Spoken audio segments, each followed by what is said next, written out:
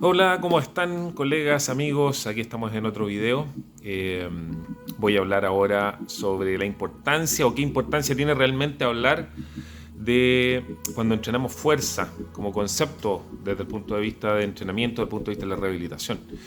El concepto de fuerza en general uno lo podría mirar desde el punto de vista físico y claro, yo podría levantar 1 gramo o 1000 kilos y estoy haciendo fuerza igual. Lo que pasa es que en un sentido estoy haciendo obviamente poca fuerza y en otro mucha fuerza. Entonces, eso es desde el punto de vista físico, pero desde el punto de vista fisiológico, cuando nosotros estimulamos un grupo muscular, tenemos que superar cierto umbral de intensidad individual para cada sujeto y individual para cada grupo muscular y también individual para cada ángulo probablemente de estas articulaciones para poder generar un cambio a nivel de la adaptación y que efectivamente el músculo gane fuerza, que es, al final ese es el concepto, que en realidad este músculo sea capaz de generar un trabajo mayor, que sea capaz de levantar más peso en la medida que entrene y repita ciertos estímulos. Para eso, digamos, hay ciertas formas básicas sobre las cuales uno pudiera trabajar, diseñar un programa de trabajo. No hay un camino único, probablemente para llegar al mismo resultado pueden haber múltiples formas. Sin embargo, fisiológicamente uno tiene que estimular un grupo muscular normal en ciertas condiciones fisiológicas. Por ejemplo, de que se pueda llegar quizás a la fatiga en un tiempo rápido, concepto que en realidad cuando no se tienen máquinas, no se tienen elementos objetivos para poder evaluar cuál es la intensidad del trabajo, probablemente podemos usar en forma subjetiva, pero desde el punto de vista fisiológico bastante fidedignamente el resultado que tiene un músculo al fatigarse dentro de un periodo de tiempo. Si yo fatigo un músculo dentro de un periodo de tiempo de 45 segundos a 1 minuto, probablemente voy a estar seguro de que estoy trabajando hasta las fibras tipo 2A, que son, digamos, igual son hipertrofiables y que van a ganar nivel de fuerza, pero obviamente si estimulo fibras más cercanas entre los 10 y los 20 segundos, en donde voy a lograr fatiga, probablemente yo voy a estar estimulando fibras tipo 2B, que son obviamente más hipertrofiables y que generan más fuerza todavía. Eso hablando de un grupo muscular que está funcionando normalmente, que no tiene ninguna patología o que no hay ninguna condición desfavorable para poder estimularlo. Eso es para un sujeto normal o para un entrenamiento normal, puedo utilizar ese concepto. Obviamente puedo utilizar otras medidas más objetivas, pero hablemoslo desde el punto de vista fisiológico para que sea un poco más transversal el efecto. Entonces le puede servir a gente que tenga condiciones patológicas o condiciones normales de salud. Ahora, ¿qué es lo que pasa cuando tengo que priorizar los entrenamientos o los ejercicios con este tipo de pacientes que tienen algún tipo de patología? Vamos a pensar en una patología de rodilla, por ejemplo, que es más fácil, producto que tenemos un músculo grande, que es el cuádriceps, que habitualmente se entrena en los procesos de rehabilitación y que se han descrito un montón de formatos de trabajo, hasta la sentadilla, la leg extension, qué sé yo, los saltos como formas de trabajo para mejorar la fuerza de este sujeto.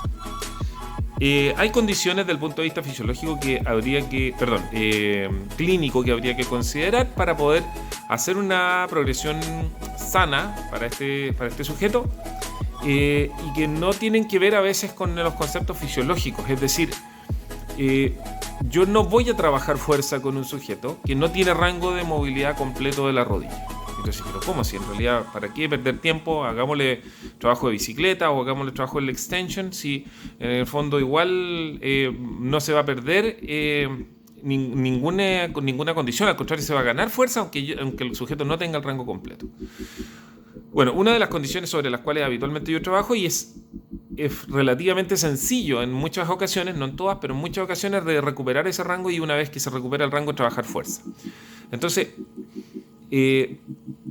lo he descrito en otras instancias en donde cuando no se tiene el rango completo de movilidad, obviamente la articulación no funciona bien y al final se sobrecarga. Cuando se sobrecarga y se daña y se genera dolor y sobrecarga en tejidos blandos, tendinopatía, etcétera, son patologías frecuentes en este tipo de condiciones. Por lo tanto, se hace prioritario antes de entrenar fuerza recuperar ese rango. Y recuperar el rango no significa recuperarlo durante un momento, sino que se recupera en forma más una recuperación clínica, es decir, de que el sujeto efectivamente, cuando ustedes hacen movilidad articular, generalmente van a conseguir la mejoría del rango y obviamente esa mejoría se tiene que mantener en el tiempo. En la medida que se mantiene en el tiempo, ustedes son capaces de sobrecargarlo y la sobrecarga no le va a generar empeoramiento. Por lo tanto, ahí estamos clínicamente haciendo la correlación entre entrenamiento y la parte clínica. Y esa es una de las condiciones fundamentales para poder hacer sobrecarga. Pero lo otro también tiene que ver con que muchas veces voy a trabajar fuerza en un sujeto que está débil, pero no nos preguntamos por qué está débil. Y esa es otra condición que vamos a hablar después en otro video sobre las condiciones que tienen los sujetos cuando tienen una condición neurológica, por ejemplo, una radiculopatía o un dolor radicular o una deficiencia de fuerza producto de una compresión nerviosa o alguna alteración en columna lumbar en el caso de extremidad inferior o columna cervical en la extremidad superior. Y cuando eso ocurre, obviamente nosotros no podemos iniciar un trabajo de fortalecimiento no sin antes normalizar el influjo nervioso que llega hacia la extremidad, en este caso inferior, estábamos hablando de rodilla.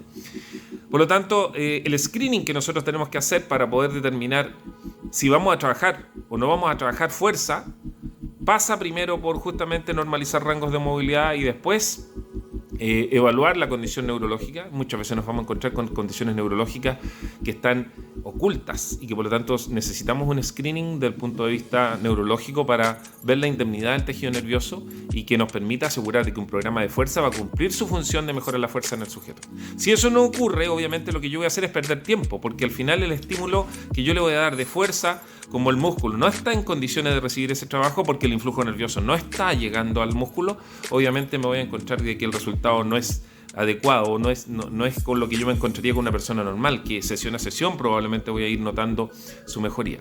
Por lo tanto, se hace necesario esta unión físico-clínica para poder determinar de buena manera estas progresiones. Bien, amigos, les dejo de nuevo esta cápsula y obviamente pueden comunicarse conmigo por si acaso quieren que hable de algún tema en especial a través de cualquiera de las plataformas. Todos los videos que estoy haciendo los estoy subiendo por Facebook, por Instagram, por LinkedIn y además también por YouTube, así que cualquiera de esas vías es válida para que se comuniquen conmigo por si acaso quieren hablar algún tema en especial. ¿Ok? Nos vemos en el próximo video o en alguno de los cursos que voy a empezar a dictar este año, en el 2022, ojalá presencial. Ojalá la pandemia nos deje. Que estén muy bien. Chao.